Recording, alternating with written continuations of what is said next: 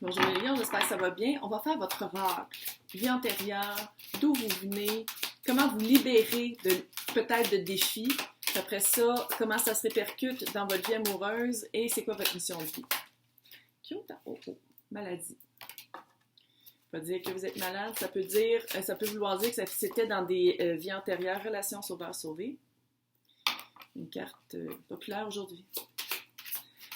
Ça ne veut pas dire que c'est nécessairement dans votre vie, dans cette prison, dans cette vie-ci que c'est réincarné, mais ça peut être comme des triggers. Comment je lis ça? Relation sauveur-sauvé, là, c'est comme si dès que vous êtes en relation, vous vous sentez en prison à cause de vos vies antérieures. Dès que vous sentez que la personne s'attache à vous ou que vous vous attachez, vous vous sentez tout de suite emprisonné, vous ne pouvez plus respirer, vous êtes comme « Ok, non, il faut que ça arrête, non, arrête ça, non. » Ouais. Peut-être que vous avez été déjà malade. Peut-être que vous êtes rendu malade. Peut-être que vous êtes c'est devenu comme une... vu que vous faites pas face à ce malaise-là, puis vous avez de la misère à dealer avec, vous avez de la misère à bien le gérer dans votre vie, c'est devenu peut-être une maladie.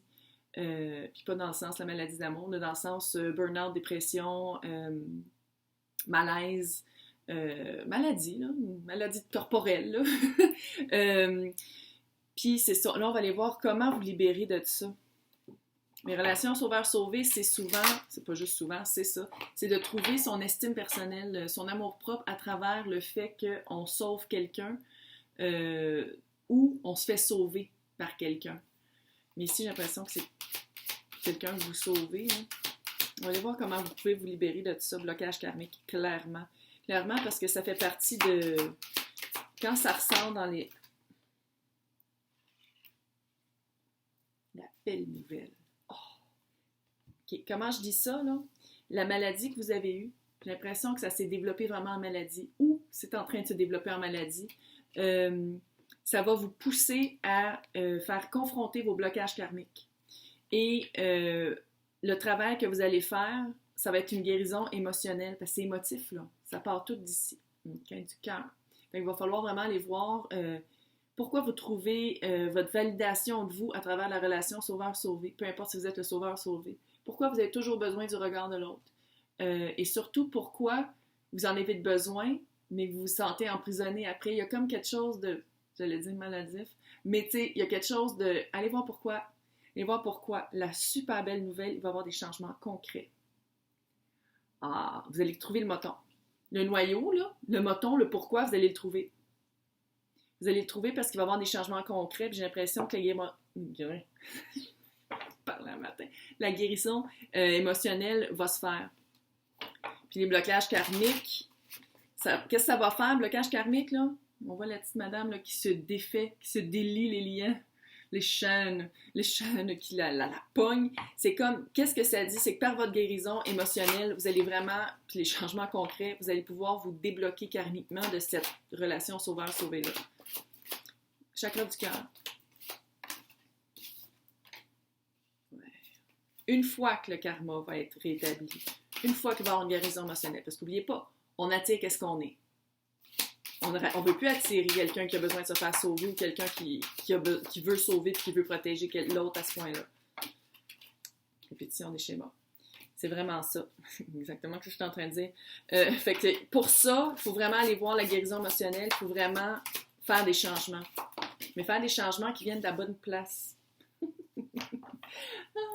Donc, pour ne pas faire une répétition de schéma, faire vraiment des changements concrets, puis des changements d'âme. Pas juste des changements de dire « Oh non, mais je vais rester chez nous puis je ne verrai plus personne. » Non. Faire des changements pour que les rencontres, par synchronicité, pour que les rencontres soient favorables à votre âme. C'est vraiment ça, à votre âme. Prise de conscience de ton âme sœur. Il y a un lien. Je ne sais pas si vous êtes en couple ou pas. Ça se peut très bien que vous soyez en couple et que vous vous sentez emprisonné parce que, à cause de la relation sauveur-sauvé. Et si vous êtes en couple et vous sentez vraiment que c'est votre âme sœur, vous faites une prise de conscience, l'âme sœur aussi, parce qu'il y a vraiment une connexion forte. Une prise de conscience sur des répétitions des schémas. Ça veut pas dire que votre âme sœur, c'est quelqu'un qui tombait dans la relation sauveur-sauvé, si vous ne vous connaissez pas. Mais c'est quelqu'un qui en a sûrement déjà... Tu sais, c'est comme vous êtes des âmes sœurs, fait que c'est sûr que ça rapporte. Il y a un rapport, il y a un lien là-dedans. Rencontre par synchronicité, je pense. Fait que si vous êtes en couple, ça me surprendrait parce que la prison, là, c'est vraiment fort, c'est vraiment un sentiment de j'étouffe, je suis pas capable de respirer. Fait que j'ai l'impression que vous avez de la misère d'être en couple, vous avez de la misère de rester longtemps en couple. Vous rencontrez plein de monde, mais c'est toujours le même archétype. Puis vous vous sentez emprisonné vite. Fait que la personne, dès que vous allez arrêter la répétition des schémas, dès que vous allez avoir compris c'est quoi la guérison émotionnelle et que des changements concrets vont être faits, j'ai l'impression que cette prise de conscience-là et ce travail-là va se refléter dans votre âme sœur. Et la répétition des schémas va être finie. Bye bye.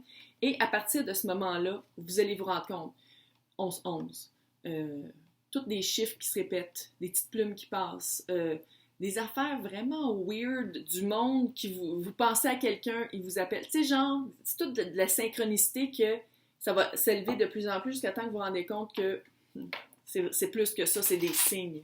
Des signes qui vous guident vers votre âme sœur parce que vous l'avez fait la guérison. Mais il y a des changements concrets que vous allez le faire. Oui, vous allez le travailler. Oh yeah! J'espère avant que la maladie s'installe. On va aller voir c'est quoi votre mission de vie. Qui ne se résume pas à votre emploi. Mission de vie.